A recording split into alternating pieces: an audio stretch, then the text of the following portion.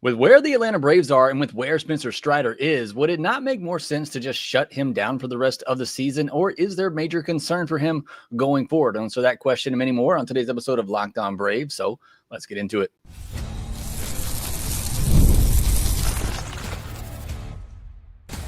You are Locked On Braves, your daily Atlanta Braves podcast, part of the Locked On Podcast Network, your team every day.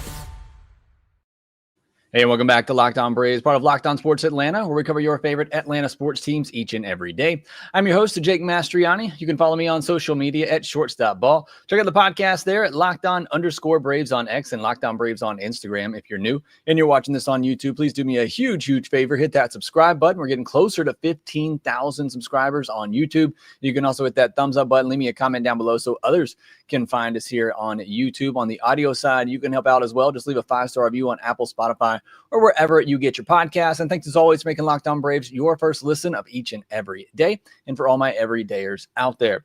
Today is our weekly mailbag episode. So as usual, we got a lot of questions to get to on today's episode. I am going to make a part 2 of a mailbag episode that'll come out on Monday while I am out on vacation. So if your question doesn't get answered in this episode, it will likely be on Monday's episode. But let's jump into the questions here. And the first one is from Kane Suttles, who says, money is not an option. What blockbuster trade would you make that you also deem fair for both sides but upgrades the Braves? Tough question to answer, especially here on the spot. I did look at it ahead of time and just look for the shortstops out there that maybe could even entertain being traded. And a couple of names that came up are Zach Neto, even though I think the Angels love him and there's no way they'd move him. But could you do a Zach Neto for an Hurstston Waldrip deal right now with how hot Hurstston Waldrip is? Maybe. Again, I don't think the Angels have any desire to move him. And then Gunnar Henderson from the Orioles. And again, I don't think there's a ton of interest in moving him, and it's probably going to, or I think it will cost you more than even a Hurstston Waldrip would, but probably 2 of your top pitching prospects, maybe a Waldrip and a Richie. Again, it's tough to evaluate trades and what's fair because it's hard to judge that from the other team's point of view. But those are 2 of the shortstop names that I looked at that I thought maybe those guys could be traded. I still don't think they are. But we'll definitely get into that more towards the offseason. But thank you for the question, Kane. Large Lars says, do you think that Strider's struggles is more about location than stuff? So cop-out answer here, but I think it's both. And that's not just to play both sides and straddle the fence. I just think that is legitimately the issue. And while he's struggling so hard, is because it is both. I think the stuff is down, and I think the location is off. And the combination of both of those things has led to him absolutely getting blown up over the last 3 or 4 starts. And I want to couple that question with one from Sean Berry as well, who says, at this point, do you think we'd be better off optioning Strider to AAA for him to start working on things for next year instead of him getting shelled every time out at this point in the year? So after Strider's last start, my kind of suggestion was, let's just shut him down for a couple of weeks, let him, kind of have a reset, and then, start the last 3 or 4 games of the season, get 2 or 3 starts at the end of the season just to get back out there on the mound, maybe take some of the stuff that he has been able to work on while he's resting and hopefully finish on a high note. That was my suggestion. We've already seen the Braves have pushed him back. He was supposed to start in the Mets series. They pushed him back, and they're going to start Cal Quantrill in the Mets series. So, maybe that's a way that they're going to do it a little bit, is just be strategic with his starts the rest of the way and giving him as much time as possible, maybe going to a 6-man rotation once Chris Sale returns. But that was my suggestion. Just shut him down for, a couple of weeks while you have the time left. Let him work on things. Let him just reset, and then bring him back the last 2 to 3 weeks of the season. Let him get, 2 or 3 more starts under his belt and hopefully have some good vibes going into the offseason. These games don't really mean much. But I think I would leave that up to Strider. Now, would I move him down to AAA? Look, there does become, I think, a pride factor involved in this, both for Strider and for the Braves. I mean, the Braves ponied up a lot of money for Spencer Strider to be the guy. His contract is going to go to $20 million next year. You're expecting him to be a top-of-the-rotation pitcher for you. He's already accomplished a lot at the big league level. To send him down to AAA now, I'm sure that would be a hit to the pride, whether you would admit it or not. I'm sure Strider wouldn't. he would probably agree with the decision in his interview. He'd probably say, I'm not pitching well enough to pitch up here right now, which he's not. But I think he has, he's done enough. He's proven enough that you can let him kind of work on the season, where the season is at this point. You might as well just let him work on these things at the big league level. But it sounds like they're already working towards maybe a path or a plan to give him some more days off to kind of reset. And he said it earlier or last week, I guess, to Mark Bowman, the fact that he knows what he needs to do to get some of that stuff back. Now, I believe the quote was more so alluding to the velocity, which is part of the problem, but it is also just the location too. Both of those things have to be able to come back. And this is a guy who's already had Tommy John, and I know it wasn't a full Tommy John surgery, but it was, pretty big surgery to the point where he had to miss a year of baseball and working his way back from that. My whole reasoning for shutting him down is that because, he came back, then he had the other injury. I think it was the hamstring, and he was out for a month. And so he had to sit back down and then come back from that, and took him a couple of starts to really get on track. But then he had a long stretch there where he was a really good pitcher. I mean, maybe not the dominant guy that we had seen in the past, but he was a 3.5 ERA type of pitcher. And now all of a sudden, these last 3 starts, we're seeing him get blown up. And my just outside perspective of that is, okay, he's tiring. A guy that didn't pitch a lot last year. He's already had some ups and downs this year. It just seems like a guy that is tiring.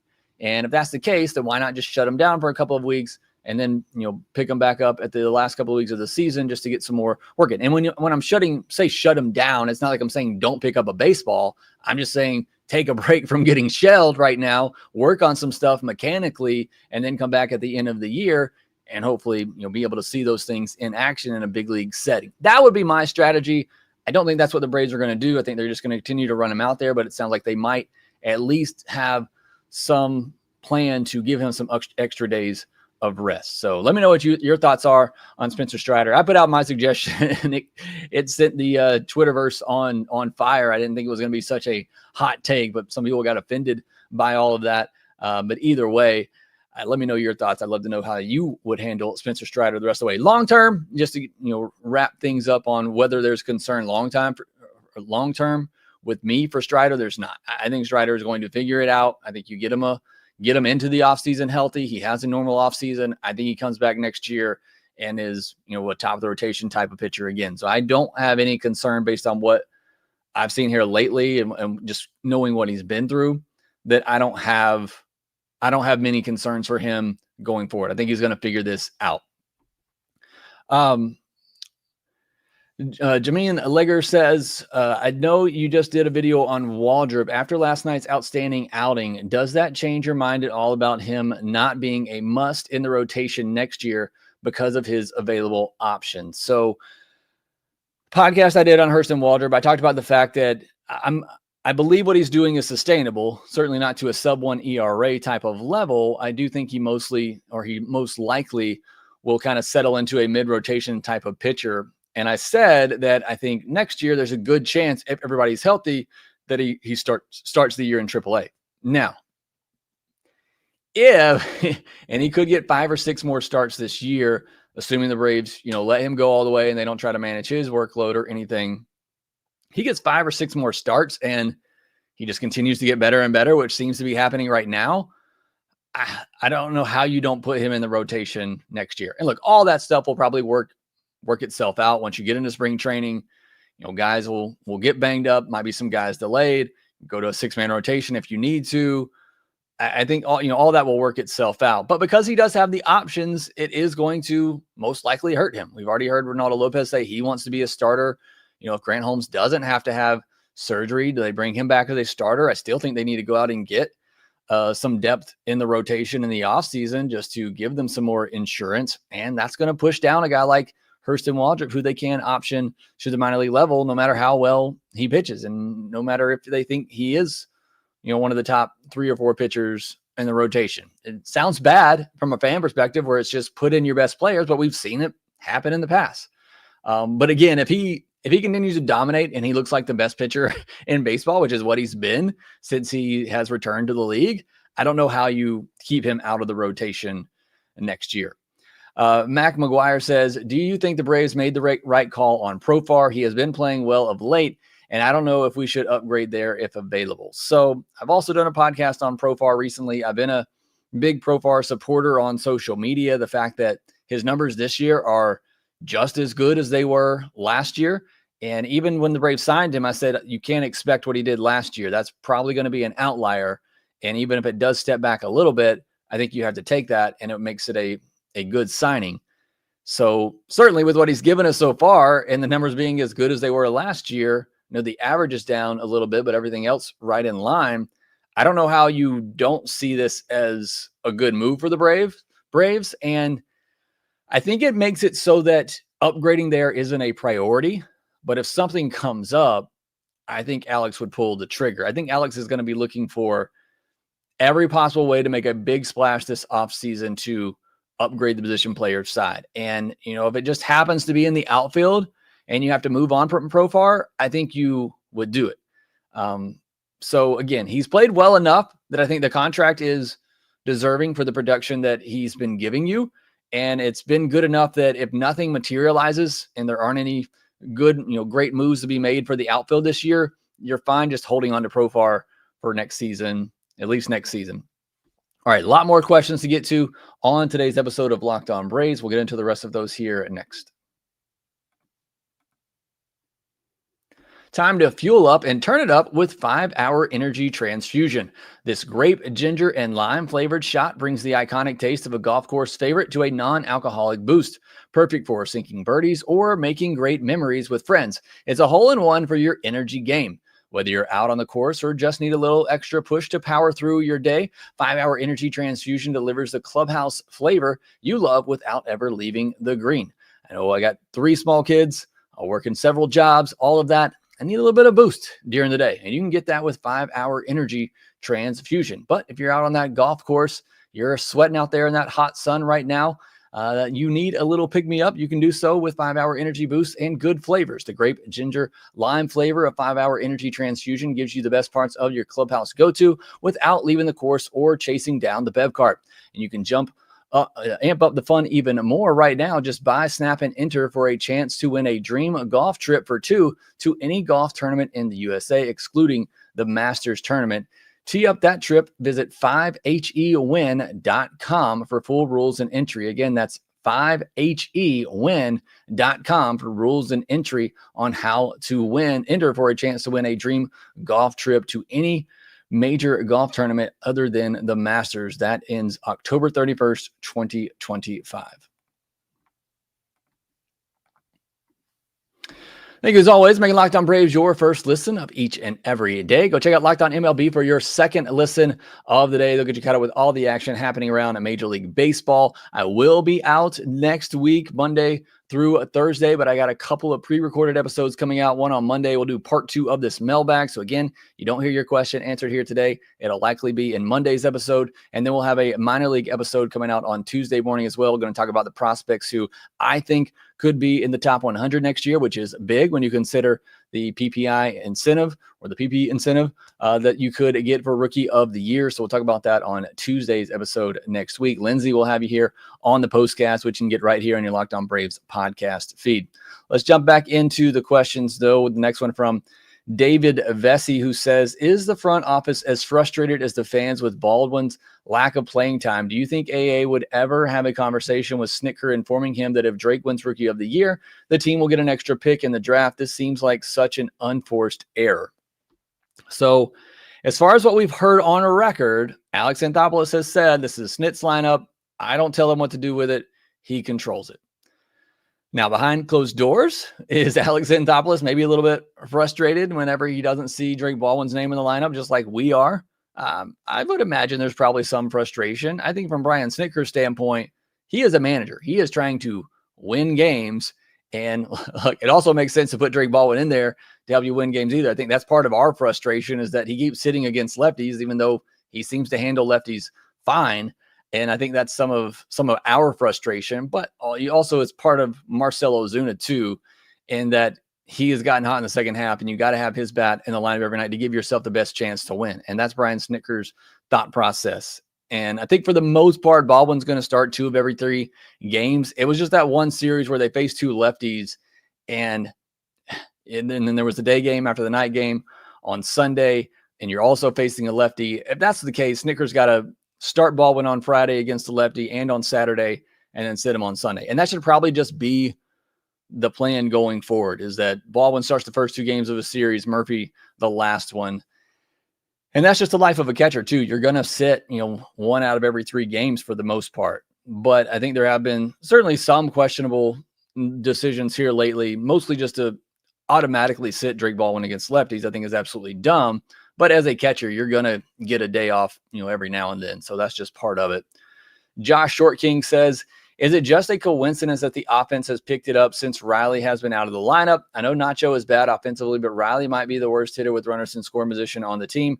Him being out pushed guys like Baldwin up to the top of the order. So, and first of all, latest on Riley, he is out for the rest of the year. I know I didn't post about that anywhere, but he is out for the rest of the season. So we're going to get a lot of Nacho. But to answer the question, the offense is not playing better without Austin Riley, or because Austin Riley's not in there. Like you said, it's not like his replacement has been fantastic, although Nacho has been better lately, hitting over 270 in the month of August. And I haven't looked at the runners in scoring position numbers in a while, but last time I checked, I think Austin Riley was among the team leaders with hits with runners in scoring position. So apologize if I'm wrong about that. I'll update in the comment section below, but I believe he was actually one of the better Braves hitters with runners in scoring position this season. Excuse me, at least the last time that I looked at it. So I don't think, he's hit 311 with runners in scoring position this year. So I don't think that's valid. And I don't think the offense is better without Austin Riley. I would love to have a healthy Austin Riley in there, but I am, excited to see a little bit more of Nacho Alvarez and what he could be. Is he just a bench utility type of player, or do the Braves see him as a potential starter at second base in the future? Or maybe I doubt they would move him back to shortstop, but you could at least have him play there at times and bring in Nick Allen as a defensive replacement. They've yet to put him at shortstop, but I'm excited to see a little bit more of Nacho the rest of the way. James says, with the postseason still being a long shot, are there any prospects that you could see the Braves calling up in September? I'd love to see J.R. Ritchie and Carlos Rodriguez get opportunities in the majors, but could Fuentes, Bowman's hated pitcher, get the call as well? I think there's a pretty good chance we could see Fuentes, just because he's already on the 40-man roster. Actually, I take that back. He's back in Florida rehabbing right now, so he's injured. So we probably won't see Fuentes. Forgot that he is in Florida right now with an injury. If we do, it might be late in the season. Don't know how serious that injury is. And for J.R. Ritchie, I'm kind of thinking we're not going to see him at this point either. We'll talk about him more on Tuesday's episode when we do our minor league segment. But his last start, they really just had him working on things. He's been great at AAA. This past start was his last start, but you look into the data, they were really just having him work on certain pitches. So I think they're just trying to gear him up to get him ready, but he's also getting close to what's likely going to be his innings limit. So I don't know that we're going to see too many other big time prospects. The only one is that I can think of is probably Hayden Harris. And I don't understand why Hayden Harris hasn't been given an opportunity yet. But that's maybe the only one that I see the Braves calling up at some point in terms of prospects. But right now, I'm not optimistic we're going to see J.R. Ritchie, and I doubt we see Fuentes again, at least for this year. But I do like Fuentes, and he looks really good going back down to AAA. Again, if he were healthy, I'd feel more optimistic about him getting another chance. Dan Antler says, assuming Waldrip keeps this up, would you consider trading him in the offseason for a young, controllable shortstop of the future while his value is sky high? It's probably going to be an unpopular take right now because of how well he's pitching. But as I said, kind of in answering the first question of this podcast, if I could get Zach Neto for Hurstston Waldrip, if I could get Gunnar Henderson for Hurstston Waldrip plus, I'd do it just because the Braves have been searching for that future shortstop for a long time. And pitchers, again, I hate to say it, I'm excited about Waldrip. I'm excited about his future, but pitchers can fall off very quickly. I mean, again, as I said earlier, I'm not worried about Spencer Strider. I'm not worried about him long-term, but what if we've already seen the best of Spencer Strider? Again, I'm not advocating for trading Hurstston Waldrip, but his value is, after it had completely tanked to its lowest point, if he keeps this up the rest of the way, it's going to be at an all-time high. And if you can capitalize on that by finding your future shortstop with years of control, I think you have to do that, knowing that you have a great depth of pitchers in your minor league system right now. So I wouldn't hesitate to do it for the right player, but it would have to be a pretty big move for me to do it. Hopefully that answers the question diplomatically enough. So, that's a tough one. Like I said, I know with where he is right now, certainly don't want to have to trade him. I don't want to trade him, period. But I certainly would do it for the, for the right player in return. If you're getting that future shortstop, that basically would be it. I mean, if you were, and that was the question, but if you were to find that future shortstop, then I think that would be the right move for the Braves to do. But let me know what you think in the comments section below. Would you trade Hurstston Waldrip right now, or do you think he's going to pitch to a sub-1 ERA the rest of his career and be the best pitcher of all time? Let me know what you think in the comment section below. All right, next we'll get into some of the news of the day, set you up for this weekend's series against the New York Mets. We'll do that here next.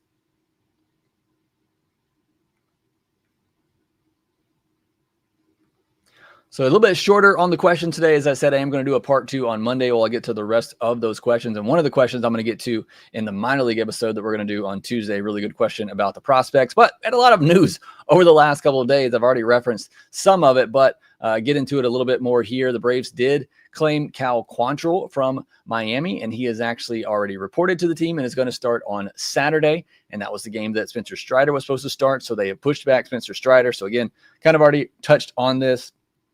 But I think it's a calculated move by the Braves to call up Cal Quantrill first to just get yourself some more depth, and Carlos Carrasco, who had elected free agency, signed back with the Braves. So you have that depth too. So Braves have done a pretty good job acquiring some depth for the starting rotation just to help them get through the rest of the year. It's not like Quantrill or Fetty or Carrasco is going to be part of the future, but they do have some arms now to help you get through the year. So you don't have to call up a J.R. Ritchie or a Fuentes if you were healthy and guys like that. You're going to require, or you're going to lean on some of these veterans to get you through the rest of the season. So Cal Quantrill up, Spencer Strider getting pushed back. Quantrill will start on Saturday, and we'll see how long Cal Quantrill lasts on the team. And they did the announcement from the Braves. They claimed Cal Quantrill off waivers from Miami. They optioned Dane Dunning, so he continues to ride the bus back and forth.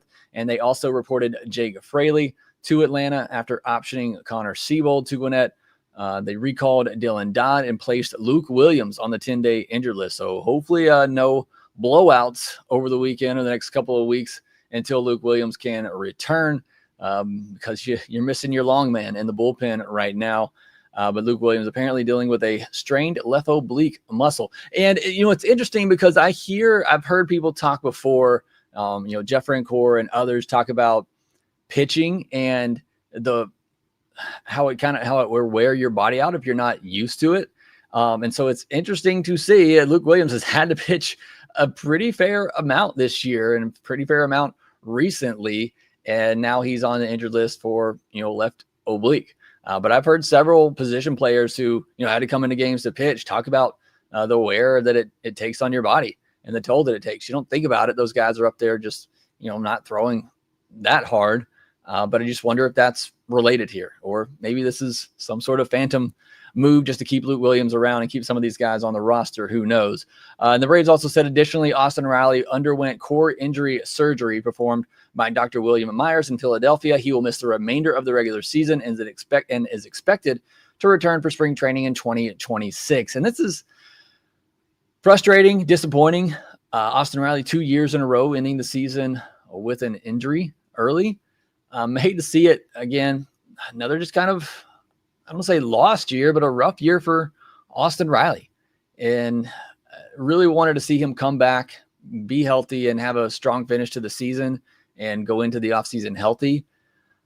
But now you do kind of worry about Austin Riley a little bit. Going into another season injured and going through, having to recover and during the offseason, and what that prep work does for you next year as well. Does that bleed over into next year? So I really hate it for Austin. I hopefully it was a hernia surgery that he had, but hopefully this is behind him now, and maybe this is what kind of has plagued him the last couple of years, and that's going to get taken care of. But just hate that he's going to end another year injured, and hope that he can come back next year and look more like Austin Riley, because he was one of my picks coming into this season. I was really excited about this year for Austin Riley and had him even being in that MVP conversation, but obviously getting off to the slow start, then getting injured. Certainly not the year that Austin Riley or any of us wanted to see. And he's a big part of this lineup going forward. I mean, he's your middle of the order bat. He's your number 3, number 4 hitter. You really need him to come back and be that guy.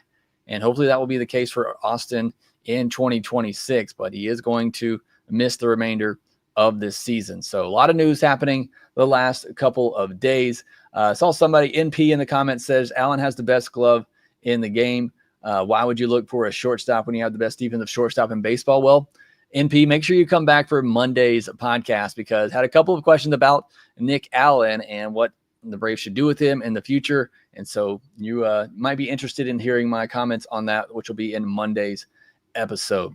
But thank you so much all for joining me on today's podcast, our weekly mailbag episode. Thanks so much for all the great questions that have been submitted in. Misty, J is, Ricky, NP, MH, Nobita, thank you for joining me live here. Brogglesby as well. Appreciate you all joining. Soul Knife, thanks for all the support you give me here at Locked On Braves. Make sure you subscribe on YouTube if you're new. We're approaching 15,000 subscribers. Just kind of crazy. Jeffrey Humphreys every day. I see you sneaking in there as well. Appreciate you all joining me on today's live mailbag episode of Locked On Braves. Look for a couple of more episodes coming out next week, pre-recorded. Should be a lot of fun and good discussion there as well. Again, subscribe on YouTube if you're new. Hit that thumbs up button and leave me a comment down below. Make sure that you rate, review, and subscribe to the Locked On Braves podcast wherever you get your podcasts, and we will talk to you next time.